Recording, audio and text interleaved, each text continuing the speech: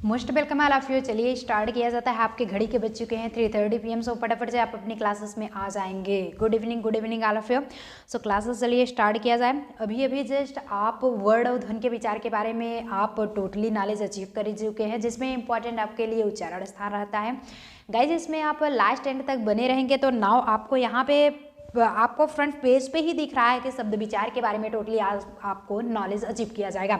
So most welcome all of you. Well done. जितने भी guys जुड़ चुके हो यार, आप लोग फटाफट से एक थम्स अप कर दीजिए, जिससे कि नाउ अभी स्टार्ट किया जाता है। सो ज़्यादा से ज़्यादा सेशंस को शेयर करने की कोशिश करेंगे, जिससे कि फ्री ऑफ कोर्सेज इस सेशंस में और भी स्टूडेंट्स आकर के नाउ जानकारी अचीव कर सके और जुड़ सके। सो आपका अगर साथ अपनी इस फैमिली के साथ रहता है तो नाउ एंड तक बने रहेगा, जिससे कि आप जो है जितना भी प्रोसेस यहाँ पे कंडीशंस क्लियर कराए जाते हैं आपका टोटली डाउट्स क्लियर होता रहेगा। और इन्फॉर्मेशन नोट पॉइंट ये आपके लिए है कि अगर आपको क्विज देना हो, डिस्क्रिप्शन बॉक्स में लिंक दिया गया है, अभी जाकर के आप ज्वाइन हो सकते हैं। साथ ही साथ हम ये कहेंगे कि आप लोग टोटली अगर आप ये जो पढ़ाने चल रहे हैं थियरी क्लासेस अगर विदाउट स्किप किए हुए यार पढ़ोगे आप लोग, तो बिल्कुल भी आपको जो प्रैक्टिस सेट सॉल्व कराया जाएगा उसमें कोई भी आपको डाउट्स नहीं होगा। इसलिए सेशन से पूरा का पूरा देखते आप लोग सबसे पहले थम्स अप कर दीजिए। नाउ क्लासेस आपका स्टार्ट किया जाता है। तो चलिए सबसे पहले यहाँ पे बात करेंगे गाइस, शब्द क्या होता है, शब्द के बारे में। अभी तक आप वर्ड के भी बारे में टोटली नॉलेज अचीव कर चुके हैं। है क्या चीज़ कि वर्डों के मेल से, यानी कि वर्ड अगर आपस में मिलते हैं तो बने स्वतंत्र एवं सार्थक ध्वनि समूह को शब्द कहते हैं। सीधी सी बात है कि वर्डों के मेल से ही तो बनता है क्या, शब्द बनता है। शब्दों के मेल से आपका बनता है वाक्य, वाक्यों के मेल से आपका वाक्यांश बनता है। इस तरह से क्राइटेरिया आपका चलता है गाइस। तो वर्डों के मेल से बने स्वतंत्र एवं सार्थक, जो सार्थक हो, ध्वनि समूह को शब्द कहते हैं। जैसे कि डॉक्टर भोलेनाथ तिवारी के द्वारा ऑलरेडी किसी न किसी का मत तो दिया ही जाता है, किसके मतानुसार है। अर्थ के स्तर पर भाषा की सबसे छोटी इकाई शब्द है, अर्थ की अकॉर्डिंग। ध्वनि और अर्थ मिलकर शब्द को रूपांतरण प्रदान करते हैं। कहने का मतलब है ध्वनि जो मिलते हैं और जो शब्द मिलते हैं, जो अक्षर मिलते हैं, ये दोनों आपस में मिल करके अर्थ निकालते हैं। तो वही है ध्वनि और अर्थ मिल करके शब्द को रूपाकार प्रदान करते हैं। आई गेस आपको शब्द समझ में आ गया होगा कि कैसा है कि वर्डों के मेल से बने सार्थक एवं स्वतंत्र इकाई ही आपकी क्या है, शब्द कहलाती है। चलिए गाइज यहीं पे आप बात किया जाएगा। अब हर एक स्टूडेंट्स के मन में यही बन रहा है और यही आपके लिए टोटली इन्फॉर्मेशन, प्लीज़ अटेंशन की ये कंडीशंस गाइज रहेंगे कि आप लोग इस सेशंस को स्किप नहीं करेंगे। अगर स्किप करेंगे प्रैक्टिस सेट आपको ही सॉल्व कराने में प्रॉब्लम होगी। तो सब हर स्टूडेंट्स के मन में होता है कि what is the definitions of a word, ये तो क्लियर हो गया। And how many types of its, आखिर ये किस प्रकार के होते हैं, यानी कि कितने प्रकार के होते हैं। तो चलिए गाइज यहाँ पे इसके भेद बताए जाएंगे। शब्द भेद। शब्द मुख्यतः 4 आधारों पर वर्गीकृत किए जा सकते हैं। थोड़ा सा मतलब आपका टेक्स्ट जो है छोटा है, बट आप जो हैं उसकी वीडियो क्लियरिटी आप फुल कर लेंगे, जिससे कि आपके जो वॉइस होते हैं उसमें भी प्रॉब्लम नहीं होगी अगर फुल वॉल्यूम रहेगा। और आपकी जो क्लियरिटी रहेगी मतलब कि 1080 पिक्सल्स पे कोई दिक्कत नहीं होगी। ऑलरेडी थोड़ा सा नेटवर्क इशू होगा, लेकिन आप उसे क्लियरिटी देख सकेंगे। और साथ साथ होता क्या है, रचना के आधार पे फर्स्ट आपके रचना के आधार पे, सेकंड आपका अर्थ के आधार पे, थर्ड आपका उत्पत्ति, एंड फोर्थ जो है वो आपका दिया गया है रूपांतर के आधार पे। सो यहाँ पे how many types of its, ये कितने प्रकार के हैं, तो 4 प्रकार के गाइज। एक तो रचना, दूसरा अर्थ, तीसरा उत्पत्ति और चौथा आपका रूपांतरण होगा। सो चलिए गाइज आगे बताया जाता है कि होता क्या है कि रचना के आधार पे क्या है, यानी कि what is the fact of creation. रचना के आधार पे क्या उत्पत्ति हुई है, क्या चीज़ें बनी हुई हैं। तो रचना के आधार पे ये 3 प्रकार के होते हैं, रूढ़, यौगिक और योग रूढ़। ये ध्यान दीजिए। क्वेश्चंस आपके कैसे बनेंगे समझ में आ रहा है हाल गाइज को। किसी को कोई दिक्कत, if you have to any doubts you can clear in this time guys. अगर कोई भी दिक्कत होती है आप तुरंत जुड़ जाइए। नाउ स्किप करने की कोशिश न कीजिए, स्किप करोगे कुछ नहीं समझ में आएगा। तो योग, यौगिक, योग रूढ़, ये 3 चीज़ें होती हैं। तो इसमें क्या होता है, अभी जस्ट हमने क्या पूछा था, जो क्वेश्चंस हैं आपके कि रचना के आधार पे शब्द कितने प्रकार के होते हैं, यही क्वेश्चंस पूछेगा। तो आपको 3, 4, 5 तो ऐसा ऑप्शंस दे देगा। तो आपको जो सही होगा वही आंसर क्लिक करना है। तो वैसे तो ऑलरेडी रूढ़ शब्द क्या होता है, चलिए जानकारी अचीव करते हैं कि what is the conditions of a रूढ़ शब्द। रूढ़ शब्द वैसे शब्द जिनका कोई भी खंड सार्थक ना हो, जिसका कोई भी खंडन ना किया जा सके, वो योग रूढ़ है, जो परंपरा से विशेष अर्थ प्रदान करता आया है। योग रूढ़ कहलाते हैं, जैसे कि पानी, हाथी इत्यादि, ये क्या है, रूढ़ है।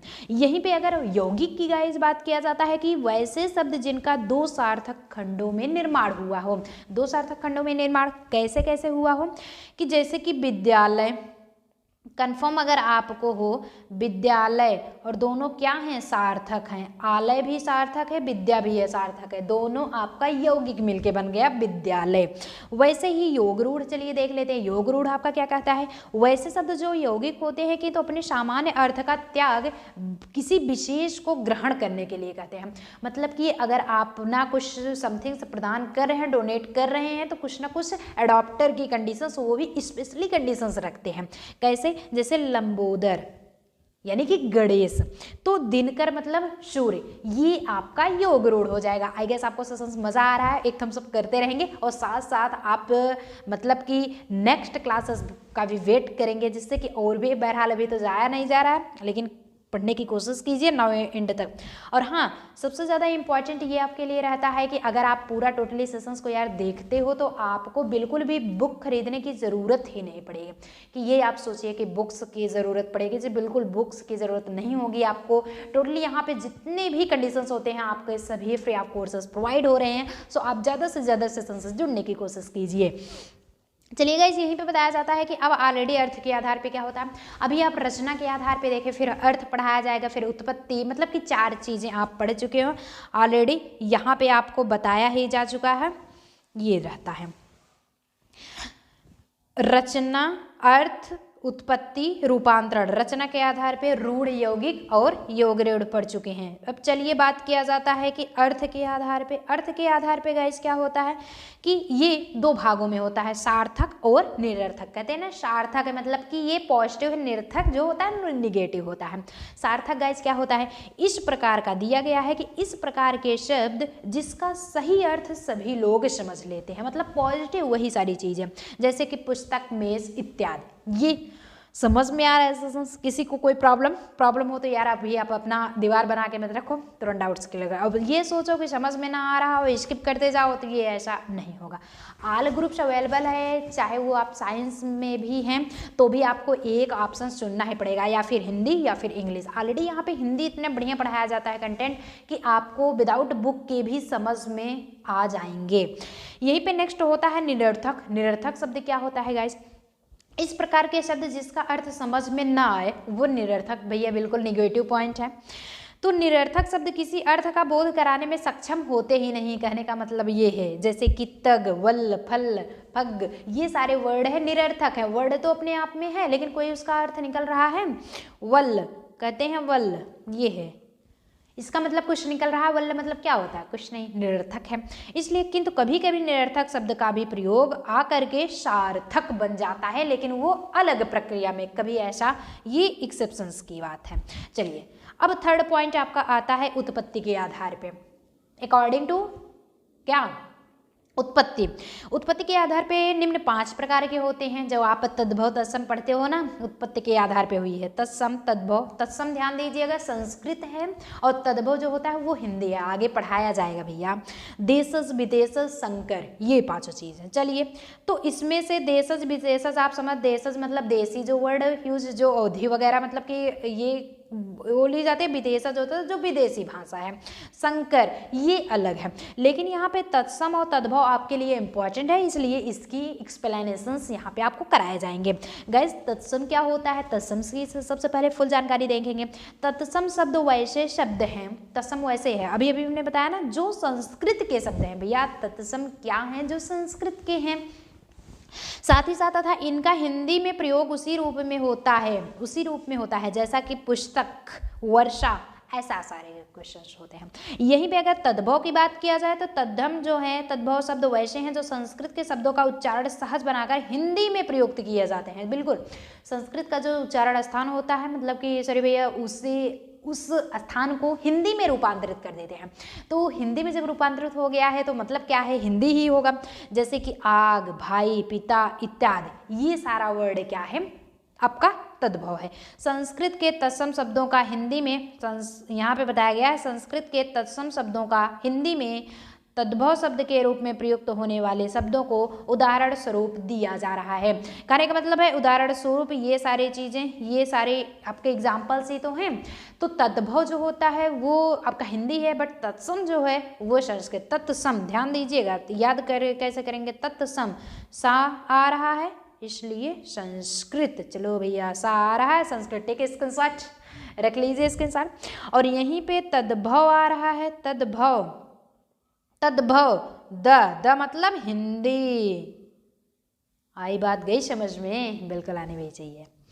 अब यहीं पे चलिए नेक्स्ट बात किया जाता है, मतलब कि ये सारी चीजें आपके क्लियर हो चुके। अब आपका जो उत्पत्ति के आधार पे, जो कहने का मतलब है यहाँ पे आप देखें हैं रूपांतरण के आधार पे, तो इसका कोई भी इंपॉर्टेंट फैक्ट नहीं मिलता है।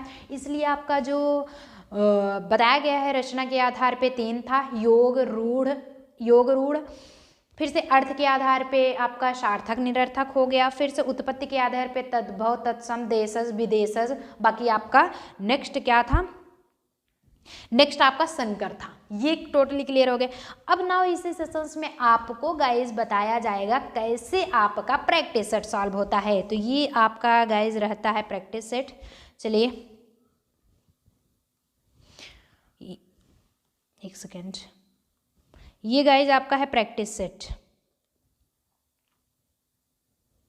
ये आपका प्रैक्टिस सेट। प्रैक्टिस सेट मतलब कि उसके अंतर्गत कैसे क्वेश्चंस आ सकते हैं आपसे, कैसे, ये तो है नहीं कि योग रूढ़ की चले भैया डिफिनीशंस बता दीजिए, उसमें योग रूढ़ के डिफिनीशंस नहीं पूछेगा, ये बताएगा कि क्या ये योग रूढ़ का डिफिनीशन है, हाँ या ना।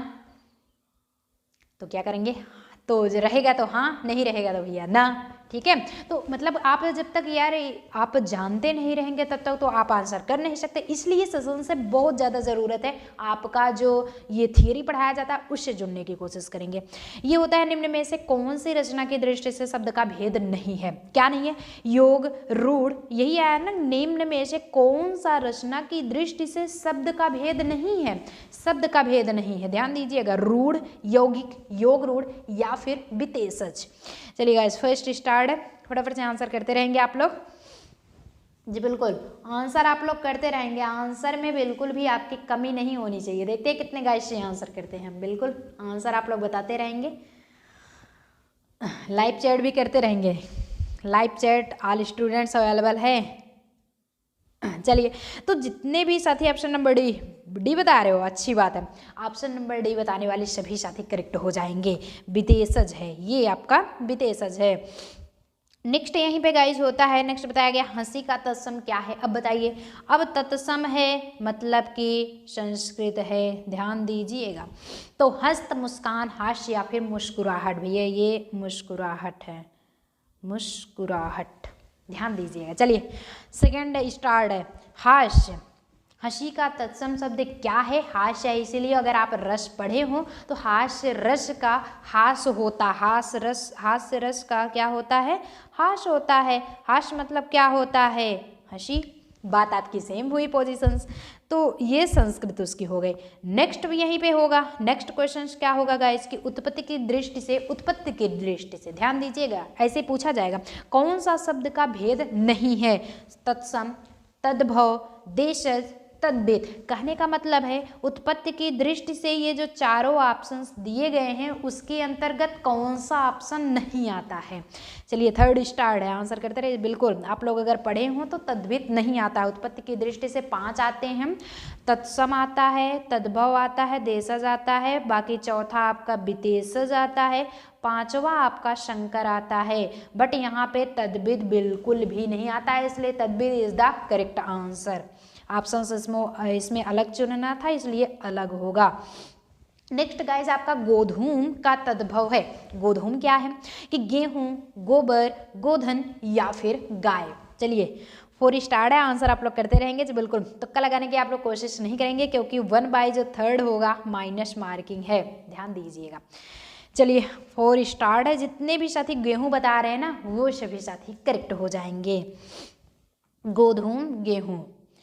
और यहीं पे नेक्स्ट है कि निम्नलिखित शब्दों में योगरूढ़ शब्द कौन सा है। योगरूढ़ कौन सा है? योगरूढ़ आपको पता है क्या रूल है कि मतलब कुछ अगर देता है, कुछ डोनेट करता है तो कुछ एडॉप्ट भी करता है, वो भी स्पेशली, जैसे कि लंबोदर, दिवाकर, ये है। तो चक्रपाण, पाठशाला, उपचार या फिर आपकी अभिव्यक्ति है। आपके ऑप्शन दे रहे हैं ना। चलिए 5 आंसर आप लोग करते रहेंगे।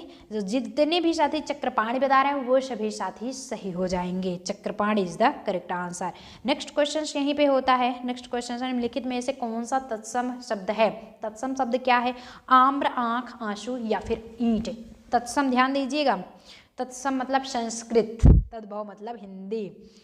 बार बार यही बताया जाता। आम्र, आम्र मतलब क्या होता है? आम होता। अगर यहीं पे आम लिखता तो आम इसका क्या है? तद्भव है। ये ध्यान दीजिएगा। आम तद्भव है बट आम्र जो है वो तत्सम है। चलिए निम्नलिखित में से कौन सा तद्भव शब्द है? तद्भव देख लीजिए। कौवा, कोयल, कुत्ता, ये सभी। लग तो ये सभी ही रहा है। क्या बात है, बिल्कुल जी बिल्कुल। जितने भी गाइज ये सभी बता रहे हैं वो सभी साथी सही हो जाएंगे। और जिन भी स्टूडेंट्स का बिल्कुल ये सभी नहीं है, मतलब ऑप्शन डी नहीं कर रहे हैं, वो सभी साथी बिल्कुल भी डिमोटिवेट आप लोग नहीं होंगे। यार आप लोग कोशिश करेंगे तो बिल्कुल ऐसा है नहीं कि नहीं करेक्ट आंसर नहीं होगा। कोशिश तो कीजिए, पढ़ाई करते रहिए, आपको समझ में ज़रूर आएगा। क्योंकि कौवा, कोयल, कुत्ता तीनों के तीनों वर्ड क्या है? हिंदी है, इसलिए आपका ये तद्भव हो जाएगा। नेक्स्ट यहीं पे होता है। नेक्स्ट जो प्रोवाइड किया जा रहा है क्वेश्चन, आंख शब्द का तत्सम रूप बताइए। आंख दिया गया है, इसका संस्कृत बताना है। आंख, नैना, अक्ष या फिर दीदा। कहते हैं ना दीदा नहीं लग रहा, मतलब आंख नहीं लग रही है, क्योंकि हिंदी तो उसकी यही है। तो जितने भी साथी अक्ष बता रहे हैं ना, क्योंकि आंखों का जो पर्यायवाची होता है अक्ष, चक्षु, नयन, नेत्र, लोचन, ये टोटली होता है। तो अक्ष जो होगा ये तत्सम है, आंख तद्भव वर्ण है। अब तो आपका तद्भव तत्सम बढ़िया से क्लियर हो गया होगा। अब ये चैप्टर जब आएगा तद्भव तत्सम बहुत ही बाकायदे ढंग से आप लोग क्लियर कर पाएंगे। साखी शब्द का शब्द रूप क्या है? तत्सम रूप। अब सबसे पहले आपका एज ए योर होमवर्क क्या अभी के अभी लाइव चैट जितने भी गाइस कर रहे हो ना, साखी के रचयिता कौन है? साखी शब्द रामायणी किसके द्वारा लिखा गया है? अभी भी जस्ट आप लोग आंसर करेंगे। बिल्कुल किसके द्वारा लिखा गया है? ये आपका एज योर वर्क, आपका वर्क है। लाइव चैट कीजिए, जितने भी गाइज लाइव चैट कर रहे हो बहुत बढ़िया, वेल डन वेल डन। और जो भी गाइज नहीं के बता रहे हैं वो मेन कमेंट बॉक्स में आंसर जरूर करेंगे, ठीक है। तो साखी शब्द का तत्सम रूप है साख, शाखा, साक्षी या फिर आपका होगा राखी। चलिए गाइज 9 स्टार्ट है। आंसर आप लोग करते रहेंगे। जितने भी साथी साक्षी बता रहे हैं वो सभी साथी सही हो जाएंगे कि साखी शब्द का तत्सम जो होगा मतलब संस्कृत जो होगा वो साक्षी होगा। अब समझ में आ गया, आई गेस आपको समझ में आ गया। नेक्स्ट जो क्लासेस आपका 33 का होगा, मतलब कि चैप्टर 3 आपका चल ही रहा है, वो क्लास सेकंड होगा। उसका प्रैक्टिस सेट के एग्जाम्पल्स और भी लेकर के आएंगे, वहाँ पे आपको बताएंगे। लेकिन आज बस यहीं तक मिलेंगे, तब तक नेक्स्ट सेशंस में इसी टाइम पे 3:30 PM पे ही आना ना भूलिए। बहरहाल अभी तो आप 5 PM पे आएंगे। GK GS प्रोवाइड कराया जाकर, जो कि ऑल ग्रुप्स अवेलेबल है। चाहे आप मतलब कि आप चाहे आर्ट साइड्स के हों, कॉमर्स साइड्स के हों या फिर आप साइंस साइड के हों, सभी के लिए GK प्रोवाइड कराया जाता है, वो भी आपके इम्पॉर्टेंट क्वेश्चन। सो चला जाए फिर आज के सेशंस में। बाय बाय, मिलते हैं नेक्स्ट सेशंस में ऐसे इंटरेस्टिंग वीडियो फिर से लेकर के आएंगे। Till then all the very best.